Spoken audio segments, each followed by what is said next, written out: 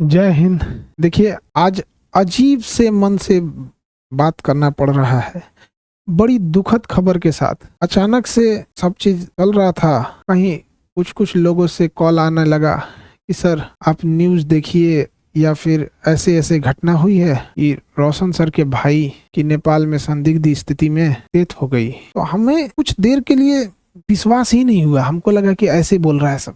आजकल एक न्यूज वगैरह के चक्कर में हमको लगता है ऐसा, तो हम डांटे भी, तुम लोग को ये सब नहीं समझ में आता है, कुछ से कुछ बोलते रहता है। कुछ पल के लिए विश्वास नहीं हुआ कि ऐसे कैसे हो सकता है। फिर धीरे धीरे कुछ लोग न्यूज भेजने लगे, फिर न्यूज पे देखे, जब न्यूज देखे ना तो पैर के नीचे से जमीन खसक गया। एक समय एक कैसा अजीब करवट ले रहा है, किस दौर में, किस स्थिति में समय चला गया है, आखिर ऐसे कैसे हो गया। एक बार आप इसको न्यूज को पहले देखिए। उसको कोई कुछ नहीं किया गया है। इससे पहले मतलब सही से सो नहीं रहा था 5-7 दिन से। उसको थोड़ा सा जो है सेक्रेटरी प्रॉब्लम था, जो जिसका वो दवाई खाता था। ज्ञान बिंदु कोचिंग संस्थान के डायरेक्टर रोशन आनंद के भाई प्रिंस यादव की संदिग्ध स्थिति में मौत हो गई। वहीं उनकी मौत के मामले में अब एक बड़ा खुलासा हुआ है। प्रिंस यादव के साथ नेपाल गए उनके दोस्तों ने बड़ा खुलासा करते हुए बयान दिया। सुनिए, प्रिंस यादव के साथ नेपाल गए उनके दोस्तों ने उनकी मौत को लेकर क्या कुछ बताया। हम प्रिंस का दोस्त हैं।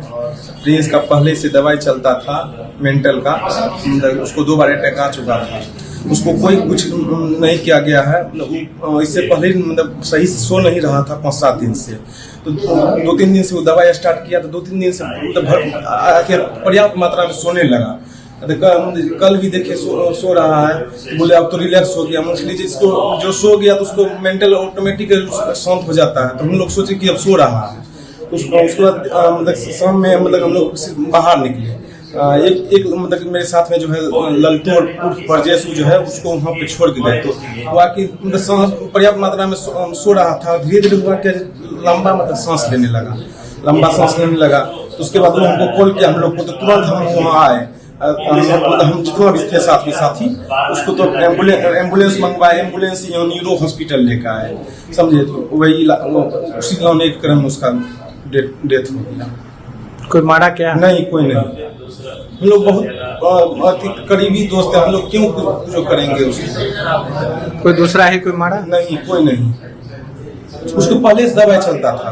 हम लोग जो है 3 तारीख को प्रिंस के साथ यहाँ नेपाल आए हुए थे और नेपाल में अलग अलग होटल में रह रहे थे। इस घटना के रात में अचानक क्या हुआ कि हम लोग 6 बजे का प्रिंस खाना वाना खा करके अच्छा से सो गया था, दवाई खा करके। उसको थोड़ा सा जो है सेक्रेटरी प्रॉब्लम था, जो जिसका वो दवाई खाता था। घटना के दिन हम लोग जो है यानी कि इनरवा घूमने के लिए थोड़ा सा चल गए थे, क्योंकि वो सोता था। तो हम लोग सोचे तब तो घूम आते थोड़ा देर। वो पूरा सामान ही था। और यानी जब हम लोग घूम के आए, जब घूमने गए तो वहाँ फोन आया कि इसे इसका तबीयत खराब हो चुका है। तो जब तक हम लोग आए तब तक एम्बुलेंस में बिठा करके हॉस्पिटल ले गए। तो हॉस्पिटल में प्रयास किया बचाने का, लेकिन बचाया नहीं जा सका।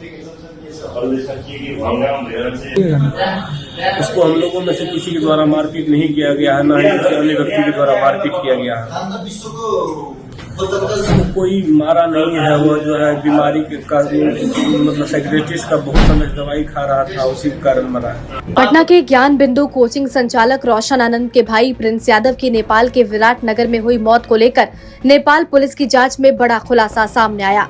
शुरुआती जांच में ये बात सामने आई कि प्रिंस यादव मिर्गी की दवा का सेवन करते थे और उनके कमरे से ऐसी दवाएं भी बरामद हुई। नेपाल पुलिस के अनुसार प्रिंस यादव अपने कुछ दोस्तों के साथ विराट नगर के एक होटल में ठहरे हुए थे। पूछताछ में उनके दोस्तों ने बताया कि प्रिंस कई दिनों से ठीक से सो नहीं रहे थे और उन्हें लगातार नींद नहीं आने की समस्या थी। बताया जा रहा है कि दवा शुरू करने के बाद ही उन्हें नींद आने लगी थी। जाँच के दौरान पुलिस को प्रिंस यादव के कमरे से एपिलेप्सी की दवा मिली है। पुलिस अब ये पता लगाने की कोशिश कर रही है कि वो किस बीमारी का इलाज करा रहे थे और दवा का सेवन डॉक्टर की सलाह पर कर रहे थे या नहीं। पुलिस इस पहलू को भी खंगाल रही है कि दवा, नींद की कमी और शराब के सेवन का उनके स्वास्थ्य पर क्या असर पड़ा। होटल में मौजूद दोस्तों के मुताबिक शनिवार रात प्रिंस यादव की तबीयत अचानक बिगड़ गई।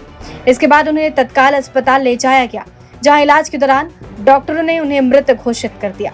शुरुआती तौर पर अत्यधिक शराब सेवन की बात सामने आई थी। नेपाल पुलिस ने साफ किया है कि मौत की असली वजह का पता पोस्टमार्टम रिपोर्ट आने के बाद ही चलेगा। फिलहाल पुलिस होटल की सीसीटीवी फुटेज, होटल रजिस्टर और साथ मौजूद लोगों के बयान के आधार पर जांच आगे बढ़ा रही है।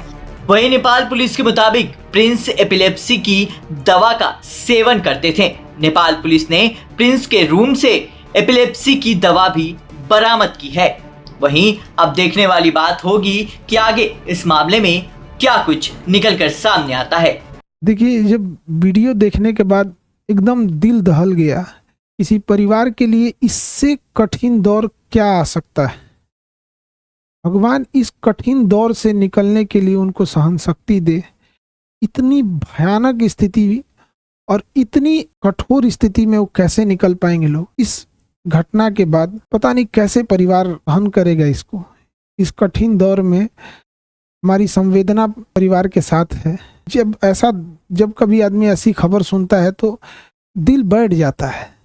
किसी के परिवार के साथ ऐसा ना हो, दुश्मन के परिवार के साथ भी ऐसा ना हो। हमारी पूरी संवेदना है परिवार के साथ। हमसे जो संभव हो सकेगा, हम अभी परिवार किसी बात करने की स्थिति में नहीं होगा। हम इस चीज को समझ सकते हैं कि किसी के साथ ऐसा ना हो, लेकिन हमसे जो प्रयास होगा, हमसे जो कहेंगे लोग, हम वो हर संभव मदद करने को तैयार हैं, चाहे जो कुछ वो कहेंगे। इसमें सबसे जरूरी बात क्या है कि जो मीडिया को काफी संवेदनशील होने की जरूरत है। जो ऑथेंटिक न्यूज है वही चलाएं। अलग अलग इधर उधर अफवाहें या अटकलों पे ना जाएं। ये बहुत संवेदनशील मामला है और पुलिस अपना एक ऑफिशियल बयान जारी करे जिससे कि स्पष्ट हो सके चीजें क्या हैं और जल्दी से जल्दी इसका पोस्टमार्टम रिपोर्ट सार्वजनिक किया जाए। और सबसे ज्यादा जो अजीब सा चीज लग रहा है, ये कोइंसिडेंस, ये कैसे कोई तीसरा इंसान इसमें इन्वॉल्व लग रहा है। आखिर इतनी खतरनाक चीजें, इतनी अमानवीकृत कैसे कोई कर सकता है। तो इसमें कोई ना कोई तीसरा साजिश जरूर कर रहा है। इसके लिए एक उच्च स्तरीय जांच होनी चाहिए और उच्च स्तरीय जांच की रिपोर्ट को लाया जाए और जो दोषी पाए जाएंगे उनमें एक को भी न छोड़ी जाए। फांसी से नीचे इनकी कोई सजा नहीं होनी चाहिए। आखिर ऐसा किसने, अगर किसी ने इसमें इन्वॉल्व है तो। अभी न्यूज में पता चल रहा है कि अलग अलग न्यूज अलग अलग चला रहे हैं। कृपया करके न्यूज वालों से भी हाथ जोड़कर विनती है। कोई कहता है कि मिर्गी की दवा खाई, एक दूसरा न्यूज देखो तो कोई कह रहा है कि शराब, कोई अलग न्यूज दिखा रहा है, कोई कुछ न्यूज दिखा रहा है। तो कृपया न्यूज वाले ऑथेंटिक चीजों को दर्शाओ। किसी की जान गई है, क्या मिर्गी की दवा कहाँ से थी, कहाँ से लाया गया, इसकी जाँच पुलिस सार्वजनिक करे इस मामले को। और जो न्यूज में चल रहा है कि 5 लोगों को हिरासत में लिया गया है, सबसे जरूरी चीज है कि उन 5 लोग कौन कौन से थे, वो उनको नाम सार्वजनिक किया जाए। उनकी भी जांच होनी चाहिए कि वो आखिर कौन थे। दोस्त के रूप में कोई और तो नहीं था। ये तीसरा एंगल कोई हो भी सकता है इसमें। इस चीज को नकारा नहीं जा सकता है कि जिस तरह से इस मामले को तूल पकड़ाया गया, एक गार्ड का मैटर था, अपना सॉल्व हो जाता इसको, लेकिन इसको इस तरह से तूल पकड़ाया गया इतना बड़े लेवल पे।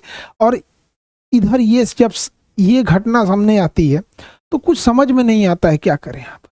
इतने कठिन परिस्थिति में पूरे लोगों को से भी विनती करते हैं कि परिवार का सहानुभूति रखें और इस बात पर जोर दें कि तीसरा एंगल पर जांच हो और जो लोग संदिग्ध, नेपाल ने किन 5 लोगों की गिरफ्तारी की है उनकी भी जांच होनी चाहिए और एक उच्च स्तरीय जांच बैठाकर जो भी दोषी पाए जाएंगे उनको फांसी से नीचे सजा नहीं होनी चाहिए।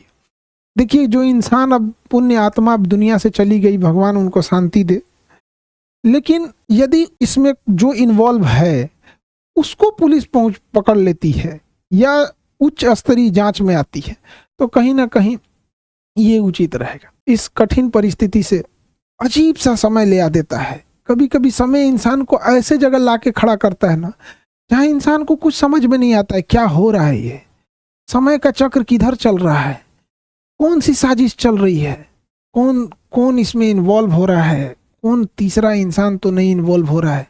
आखिर वो 5 लोग कौन थे और उसके साथ क्या कर रहे थे। उस पुण्य आत्मा के लिए श्रद्धांजलि देते हैं और इस कठिन परिस्थिति में मेरी संवेदना परिवार के साथ है।